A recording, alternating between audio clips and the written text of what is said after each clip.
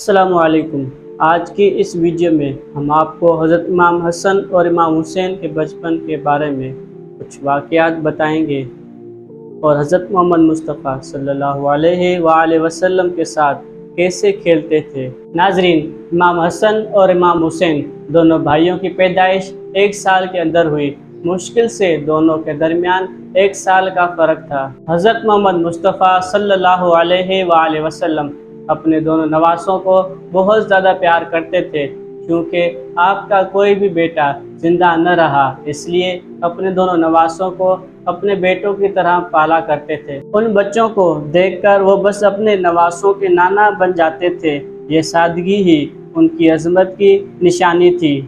एक दफ़ा का जिक्र है कि दोनों बच्चे इमाम हसन और इमाम हुसैन अलैहिस्सलाम मदीने की गलियों में खेल रहे थे, तो अचानक से हज़रत मोहम्मद मुस्तफ़ा सल्लल्लाहु अलैहि वसल्लम तशरीफ़ ले आए। हुज़ूर अकरम सल्लल्लाहु अलैहि वसल्लम को देखकर दोनों बच्चे दौड़ते हुए आए और अपने नाना से चिपट गए। हुज़ूर करीम सल्लल्लाहु अलैहि वसल्लम ने उन दोनों शहज़ादों को अपने कंधों पर बिठाया और इसी हालत में अपनी बेटी फातिमा ज़हरा सलामुल्लाह अलैहा के घर तशरीफ़ ले गए और वहाँ पे जाके उन दोनों को नीचे उतारा, तो वो फिर से घर के सहन में ही खेलने शुरू हो गए। खेलते खेलते इमाम हसन और इमाम हुसैन अलैहिस्सलाम एक दूसरे के सामने खड़े हो गए और कुश्ती लड़ना शुरू कर दी। हुज़ूर अकरम सल्लल्लाहु अलैहि वसल्लम ने देखा कि दोनों शहजादे आपस में कुश्ती लड़ रहे हैं, तो आपने शौक जाहिर किया और उनके पास गए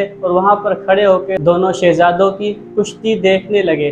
देखते देखते हुज़ूर अकरम सल्लल्लाहु अलैहि वसल्लम ने हसन से फरमाया, हैया हसन, हैया हसन, हसन ऐसे पकड़ो, हसन ऐसे लड़ो, हसन ऐसे दाव चलो। जब आपकी लखते जिगर हज़रत फातिमा अलैहिस्सलाम ने ये देखा कि हुज़ूर हसन को समझा रहे हैं लेकिन हुसैन को नहीं समझा रहे, तो आपने हुज़ूर अकरम सल्लल्लाहु अलैहि वसल्लम से फरमाया, अब्बा जान, हसन तो हुसैन से बड़ा है और आप बड़े का साथ दे रहे हैं, लेकिन आपको छोटे का साथ देना चाहिए।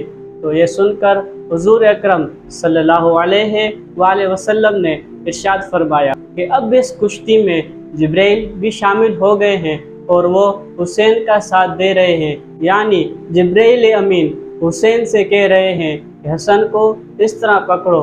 तो हसन अकेले पड़ गए, इसलिए मैं हसन का साथ दे रहा हूँ। जब बच्चे ज़रा बड़े हो गए तो इन्हें अपने साथ मस्जिद ले जाते, वहाँ बच्चे खेला करते, नमाज पढ़ते, कंधों पर चढ़ जाया करते थे। एक दिन हुज़ूर अकरम सल्लल्लाहु अलैहि वसल्लम मिंबर पे तशरीफ़ फरमा थे और खुतबा दे रहे थे कि अचानक हज़रत हुसैन अलैहिस्सलाम अपने नन्हे पैरों से लड़खड़ाते हुए तशरीफ़ ला रहे थे।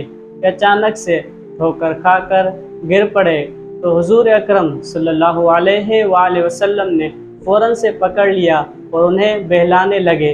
जब हज़रत हुसैन अलैहिस्सलाम खामोश हो गए, उसके बाद आपने अपना खुतबा जारी किया। रसूलुल्लाह सल्लल्लाहु अलैहि वसल्लम तमाम बच्चों से प्यार करते थे।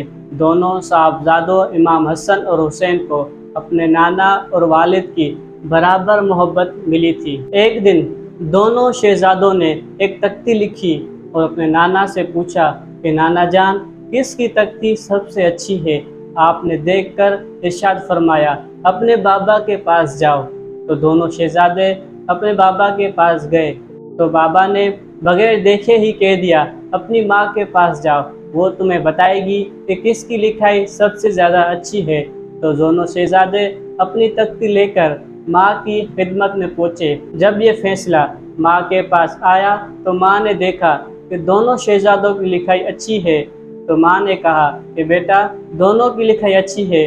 तो दोनों शहजादे ज़िद करने लगे, नहीं अम्मी जान, किसी एक की लिखाई अच्छी करो। तो अम्मी जान सोच में पड़ गई। सोचने के बाद कहा कि ऐसे करते हैं। हज़रत फातिमा सलामुल्लाह अलैहा ने अपने गले का हार निकाला और तोड़कर नीचे फेंक दिया और कहा कि जो भी सबसे ज़्यादा दाने चुन के लाएगा उसकी लिखाई अच्छी होगी। दोनों शहजादे जल्दी जल्दी दाने उठाने लगे, तो एक दाना टूट कर दो हिस्से हो गया। उसमें से एक टुकड़ा हज़रत हुसैन अलैहिस्सलाम ने उठाया और दूसरा टुकड़ा हज़रत हसन अलैहिस्सलाम ने उठाया। वे सारे जमा करके माँ के पास आए। जब अम्मी जान ने दाने गिने तो दोनों के बराबर थे। तो अम्मी जान ने कहा कि दोनों की लिखाई बराबर है, और दोनों शहजादे कायल हो गए। उसके बाद बीबी फातिमा ज़हरा सलामुल्लाह अलैहा ने फरमाया, इसका मतलब ये नहीं कि और मश्क की ज़रूरत नहीं।